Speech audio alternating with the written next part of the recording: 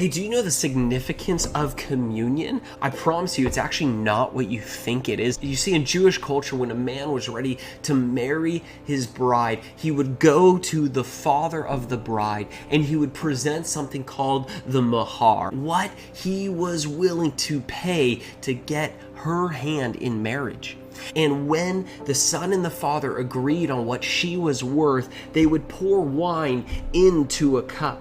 And the moment the man and woman drank that cup of wine together, they were engaged, and all of his rights would be transferred to her. And she would spend the next amount of time preparing herself for the actual wedding day. And upon that moment, the groom would then leave and he would go back to his father's house and begin to build upon that house a place for him and his bride to live together. He wasn't allowed to come back and get his bride until his father looked over the completed home and said that it was ready. So the son never knew when it was time to go get his bride, only the father knew. And then when the father said, "You're ready, son, go get her," the son would leave. It didn't matter the day or the hour. Sometimes he would come in the middle of the night. The bride never knew when he was coming, and so she was told always to be ready for when her husband comes.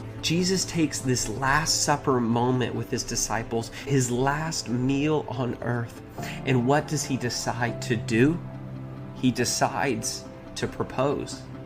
You see, he sits them down at the table and he would have gotten out the mahar. What I'm willing to pay for my bride is my very own blood shed for her. And what I'm willing to give to her is my body broken for her. This makes so much sense. This is why Jesus said, I have to leave and go and prepare a place for you. This is why Jesus said that only the Father knows when he will come back. He doesn't even know. This is why he said, always be ready for his return in case he comes back like a thief in the night. This is why he said, all authority that has been given to me, I now give to you. This is why the second coming is called the wedding feast of the Lamb.